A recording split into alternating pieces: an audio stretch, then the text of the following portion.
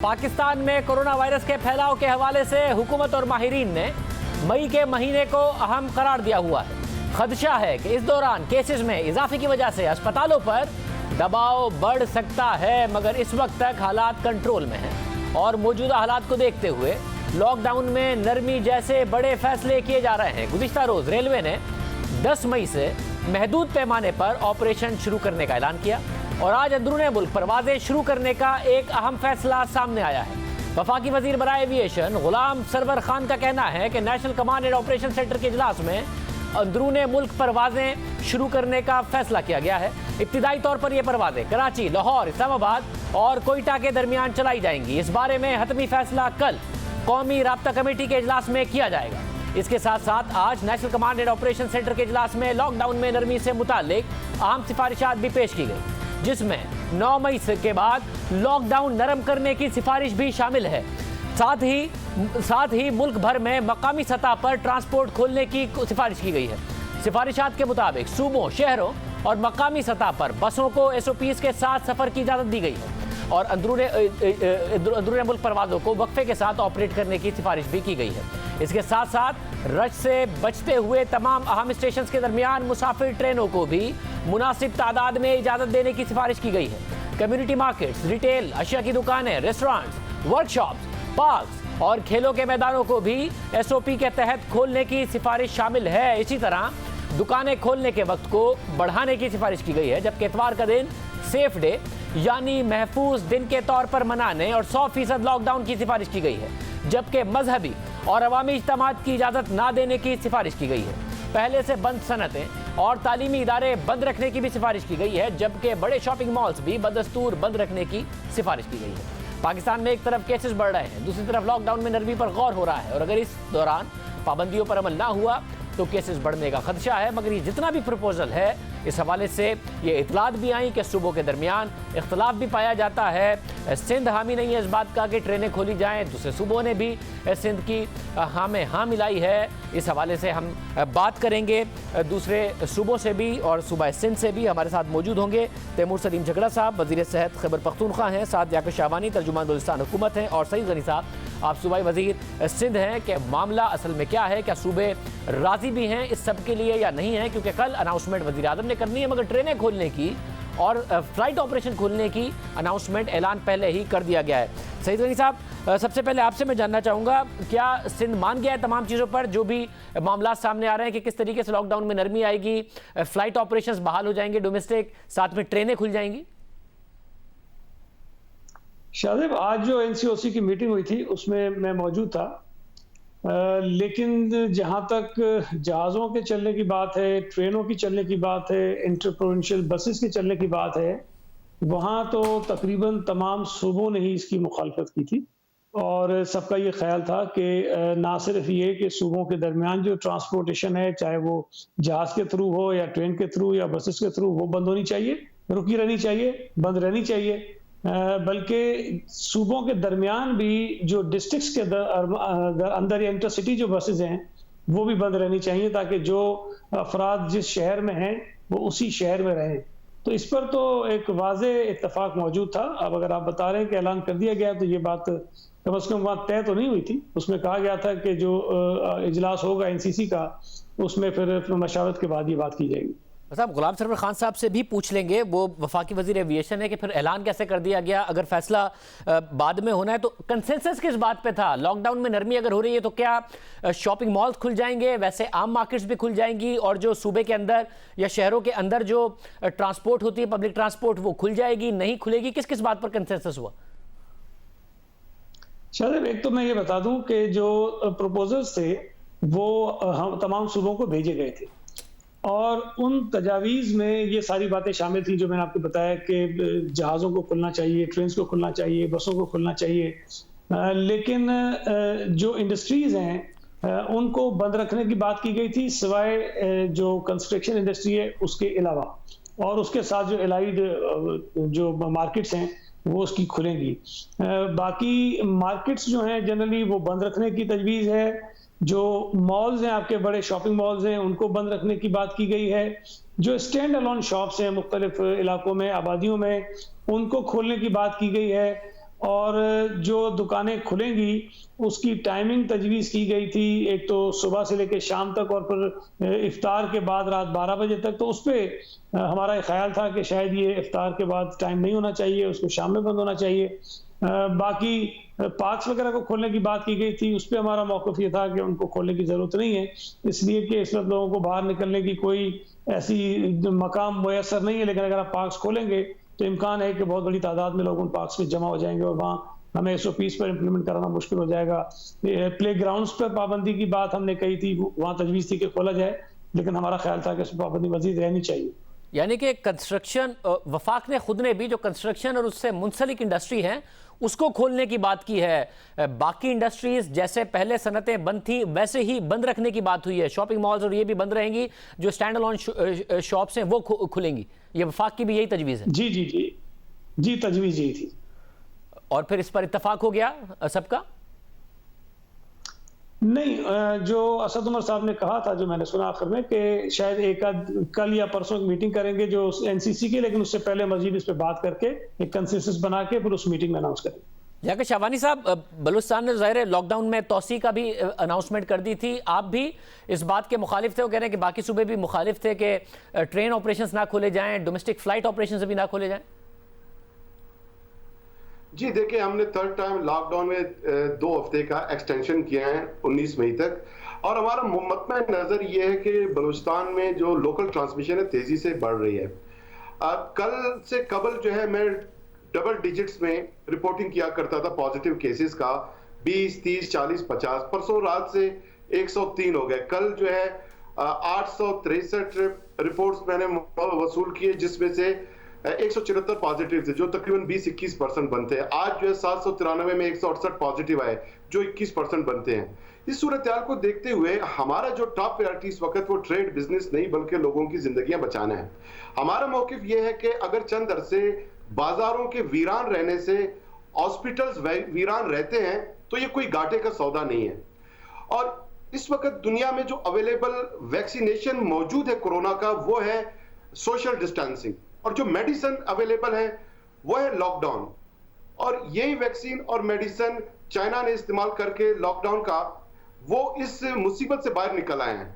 हमारे पास, दुनिया के पास कोई और मेडिसिन अगर होता जरूर हम किसी भी कीमत पे अपने लोगों के लिए अवेलेबल करते, वो नहीं है। लिहाजा जो लॉकडाउन का जो मेडिसिन है इसी पे हम इत्तेफाक कर रहे हैं और इसीलिए हमने एक्सटेंशन की है।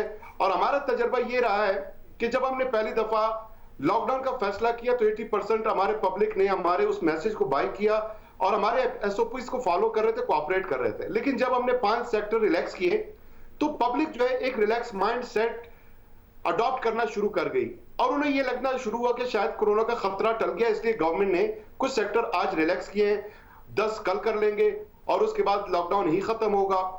बड़ा में मुश्किल वापस लोगों को समझाने में लग गया और हमें 2 डिसीजन लेने पड़े। एक ये कि लॉकडाउन के वायलेशन पे हमने लोगों को अरेस्ट करना शुरू किया। 4000 के करीब हमने व्हीकल्स। यानी शाबानी साहब, अभी यहाँ से आगे भी आप मुखालिफ हैं इस बात की कि ट्रेन ऑपरेशंस ना खोले जाएं, फ्लाइट ऑपरेशंस इस वक्त ना खोले जाएं, इंडस्ट्री को ना खोला जाए, कंस्ट्रक्शन जो वफाक कह रहा है उसको खोल लिया जाए या उसको भी ना खोला जाए? देखिए, कंस्ट्रक्शन का शोबा जो है पार्शली हमने तो पहले ही खोल दिया था वफाक के साथ मिलके। उसमें रेत है, बजरी है, ईंट है, सरिया है, इसकी जो शॉप्स है और गोडाउन्स है वो हमने पहले ही अलाउ कर लिया था। हार्वेस्टिंग का सीजन है व्हीट का, उसके साथ जुड़े हुए पेजेंट हैं, वर्कर्स हैं, लेबरर्स हैं, उनकी जो इक्विपमेंट इंस्ट्रूमेंट की जो ट्रांसपोर्टेशन मूवमेंट है उस पर बैन ऑलरेडी लिफ्ट है। जानवरों के चारा जात और परिंदों के दाना पानी वो सेक्टर हमने खोले हैं। अंजुमन ताजरान का मुतालबा था कि खजूर का सीजन है, हमने खरीदारी की है, अगर उसको खोला ना गया दुकानें तो खराब हो जाएंगे, उनके मुतालबे पे हमने ये सेक्टर भी खोल दिया, तो वो हमने पहले खोले हैं। अब ट्रेन में मुश्किलात पैदा हो सकते हैं क्योंकि बोगियों में SOPs मेंटेन करना मुश्किल है। फ्लाइट की हद तक ये शायद मुमकिन हो कि फ्लाइट में जो है लोगों को समझाया जा सकता है और वहां पर अगर जो सीटिंग है अगर उसमें डिस्टेंस हो। अब अगर पहले ही सीटिंग डिस्टेंस वहां पर नहीं होगा तो एसओपी का फिर मेरे ख्याल ज्यादा फायदा नहीं होगा। जब लोग ये अहम बात है, अगर ट्रेनों पर आपको रिजर्वेशन अगर फ्लाइट में कर लें तो उसको किया जा सकता है। तैमूर सलीम खान झगड़ा साहब वज़ीर सेहत खैबर पख्तूनख्वा हमारे साथ मौजूद हैं। तैमूर सलीम खान साहब, जो ट्रेन है उस हवाले से नज़र आ रहा है कि दो सूबों का कंसेंसस है, फ्लाइट के हवाले से भी वो कह रहे हैं कि अगर एसओपी फॉलो कर लें तो फिर हो सकता है, मगर सिंध के उस पर रिजर्वेशन है। आप लोग क्या सोच रहे हैं खैबर पख्तूनख्वा के इस हवाले से, क्या मौक़िफ़ है? प्लेन्स पे, जहाज़ों पे जो पोजीशन थी, मेरे ख्याल में एक सूबा पार्शली फॉर था, एक हम ओके थे, दो सूबे जो थे वो ज़्यादा कॉशियस थे। मैं इसको ऐसे देखूंगा शाहजेब, अगर हमारे पॉइंट ऑफ व्यू से देखें तो फिलहाल दो टाइप के फैसले हैं हमारे लिए। एक ये जहाँ पे हम बाकी फेडरल गवर्नमेंट के साथ, बाकी वफाक के साथ जाने के लिए तैयार हैं, जो मुश्तरका डिसीजन हो उस डिसीजन को हम मानेंगे। कुछ ऐसी चीज़ें हैं जो हम अपनी सिचुएशन के मुताबिक देखते हैं, जिन पे हम ज़्यादा फर्म स्टांस लेंगे। मिसाल उसकी एक ये है कि जो रिटेल के खुलने पे बात हुई उस पे हमारा ये ख्याल है, और चीफ मिनिस्टर साहब ने ये कहा, जिस पे हमने मुशावरत की थी, कि हम चाहते हैं कि रिटेल खुले, यकसा एक साथ फैसला हो, लेकिन हमारे ख्याल में बड़ा हमारा कामयाब फैसला रहा है और कामयाब स्ट्रेटजी रही है कि रमज़ान के दौरान सब कुछ 4 बजे बंद होगा। तो जो एक डिस्कशन हुई थी कि रात को दुकानें खुले, हमारे ख्याल में खैबर पख्तूनख्वा में ये पोजीशन है कि हम दिन में रियायत दे सकते हैं और फिर शाम को जो है वो ब्रीदिंग स्पेस होनी चाहिए सबके लिए। साहब, मगर आपने कहा कि कुछ लाइंस हैं आपकी, मगर जो ट्रांसपोर्ट है उस हवाले से भी और दूसरे मामलात में या इंडस्ट्री के मामलात में आपको लगता है कि आप इंश्योर करा पाएंगे, जो एसओपीज़ हैं वो फॉलो करा पाएंगे, चाहे वो रेलवे हो या दूसरी चीज़ें हो? क्योंकि अभी हमें नज़र आ रहा है नादरा के ऑफिस खुले हैं, अवाम नहीं पासदारी कर रहा है, एसओपी तय हुआ था हुकूमत के साथ। आज डॉन में खबर है कि जो नमाज जुमा है खैबर पख्तूनख्वा के अक्सर शहरों में हज़ार से ज़्यादा लोग मसाजिद में नमाज पढ़ रहे हैं, कोई एसओपी फॉलो नहीं हो रहा, कुछ नहीं हो रहा, तो फिर बाकी चीज़ों में कैसे फॉलो करा लेंगे? पब्लिक ट्रांसपोर्ट, ट्रेन्स को देखें या प्लेन्स को देखें, आप ये सोचें कि ट्रेन्स में फॉर एग्जांपल ये गवर्नमेंट के हाथ में है, फेडरल गवर्नमेंट के हाथ में है कि उन्होंने उन ट्रेन्स में कितने टिकट बेचने और लोगों को कैसे अंदर रेगुलेट करना। मसाजिद के अंदर उस तरीके से गवर्नमेंट नहीं रेगुलेट जो है वो करता। अगेन मेरे ख्याल में ऐसे मौके पे जो फैसले हों, बास पे आप लाइन जो है वो जरूर ड्रॉ करें। जैसे हमने कहा, हमारे ख्याल में सिचुएशन ऐसी है कि कुछ रिस्क हम लेने के लिए तैयार हैं अगर वो मुल्क में उस पे कंसेंसस बने तो, और कुछ रिस्क हमारी लोकल सिचुएशन से, जैसे ओपनिंग आवर्स कितने होने चाहिए। हमारे ख्याल में एक मॉडल ये हो सकता है, वहाँ पे 1 दिन की छुट्टी की बात हुई, हमारे ख्याल में शुरू में हमें अगर इतनी हम चीज़ें खोले तो उनको हम मिटिगेट कर सकते हैं 3 दिन का कंप्लीट लॉकडाउन हफ्ते में करा के। तो फ्राइडे टू संडे का जो है अगर वो कंप्लीट फिर लॉकडाउन हो, और उसके बाद भी हम देखें कि क्या हो रहा है, डेथ्स खास तौर पे, क्योंकि केसेस का तो टेस्टिंग से ताल्लुक है कि वो किस रेट से इंक्रीज हो रही है या नहीं हो रही, तो उससे हम साथ साथ फैसला कर सकते हैं कि आया ये डिसीजन सही है या नहीं है सही। सही साहब, अब कल जो भी फैसला होता है वज़ीर आज़म जो भी करते हैं, आप सूबा सिंध साथ ही जाएगा उसके, कि जो भी फैसला कंसेंसस के साथ हो, जो भी वज़ीर आज़म कल फैसला करें? देखें, वज़ीर आज़म साहब जो मीटिंग करते हैं उसमें भी सूबों से मशावरती की जाती है। तो अभी जो बात तैमूर साहब कह रहे हैं, मैं समझता हूं कि हमारा भी इस पे इत्तफाक हो सकता है कि सूबे में 3 दिन तक जो है वो बिल्कुल हर चीज़ बंद रहनी चाहिए, फ्राइडे, सैटरडे, संडे, और बाकी जो 4 वर्किंग डेज होते हैं उसमें भी सुबह 8 बजे से हम शुरू करें, 5 बजे तक काम करने की इजाज़त दी जा सकती है जिन बिजनेस को हम अलाउ करते हैं। तो इस तरह एक कंसेंसस बन सकता है, और मैं समझता हूं कि शायद इस पे तो कोई इशू नहीं होगा। अलबत्ता जो ट्रेन्स की बात है, वो भले कह दें कि जी टिकट्स हम कम बेचेंगे, कुछ करेंगे, लेकिन चूंकि ट्रेवलिंग काफ़ी अरसे से बंद है तो लोग ट्रेवल करना चाहते हैं। आप जिस वक्त भी ट्रेन अलाउ करेंगे, जहाज़ अलाउ करेंगे, बसेस अलाउ करेंगे, उनके अंदर इस बात को यकीनी बनाना कि मुसाफिर कम से कम बैठे, ये नामुमकिन है, ये पॉसिबल नहीं होगा कि उसको मैनेज कर सके। तो रिवायती तौर पर जिस तरह ट्रेन और बसेस खचाखच भरी हुई जाती हैं, मैं ये समझता हूँ कि उसी तरह वो जाएंगी, उनको कंट्रोल करना मुश्किल होगा। शबानी साहब, आप जो फैसला होता है कंसेंसस के साथ उसकी पासदारी करेगा बलूचिस्तान भी, कि ताकि अगर वज़ीर आज़म फैसला कर रहे हैं तो एक ही मैसेज जाए पूरे मुल्क में, या फिर आप समझते हैं कि कुछ चीज़ें होंगी जो आपकी भी अपनी लाइन्स होगी, खैबर पख्तूनख्वा भी कह रहा है, और उसके हिसाब से आप लोग फैसला करेंगे? देखिए, प्राइम मिनिस्टर साहब जो चेयर करते हैं एनसीसी की मीटिंग, उसमें तमाम वज़राए आला तशरीफ फरमा होते हैं और प्राइम मिनिस्टर साहब तमाम वज़राए आला को बड़े आराम से सुनते हैं। और जो कन्विंसिंग पॉइंट है, मैंने खुद नोट किया है, बहुत सारे मीटिंग में मैं मौजूद रहा हूँ सीएम बलूचिस्तान जाम कमाल साहब के साथ, कि प्राइम मिनिस्टर साहब जो है वो जहां कायल होते हैं वो स्पेस देते हैं, और जहां वो कायल करते हैं दीगर वज़राए आला को, वो कायल हो जाते हैं, और इसी तरह हमेशा कंसेंसस डेवलप होता रहा है। और यही वजह है कि एक नेशनल नैरेटिव, नेशनल पॉलिसी और नेशनल स्ट्रेटजी की जरूरत थी, जो जनरेट हो चुकी है, वो क्रिएट हो चुकी है। अब सूरत हाल एक और भी है कि प्राइम मिनिस्टर साहब जब ये कहते हैं कि एक नेशनल पॉलिसी होनी चाहिए कंसेंसस के साथ साथ, एक और जुमले का प्राइम मिनिस्टर साहब इजाफा ये करते हैं कि 18th अमेंडमेंट के बाद सूबे अपने जो मारूजी हालात हैं उसको मद्देनजर रखते हुए भी फैसला कर सकते हैं। लास्ट टाइम भी फेडरल गवर्नमेंट ने ज्यादा सेक्टर खोले थे जब रिलैक्सेशन का फैसला हुआ था लॉकडाउन में, बलूचिस्तान गवर्नमेंट ने सिर्फ 5 सेक्टर हमने खोले थे। तो इसमें यह है कि फेडरल गवर्नमेंट का जो ओवरऑल एक जो नैरेटिव है, जो पॉलिसी है, उसके साथ साथ सूबे अपने तौर पे भी अपने हालात को देख के हम आगे बढ़ रहे हैं। बहुत शुक्रिया, मैं आप सबका बहुत शुक्रगुजार हूँ।